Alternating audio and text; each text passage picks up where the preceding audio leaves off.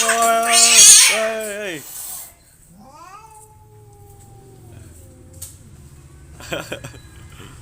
So, yun na ibo niya. Ibo niya. Ikot.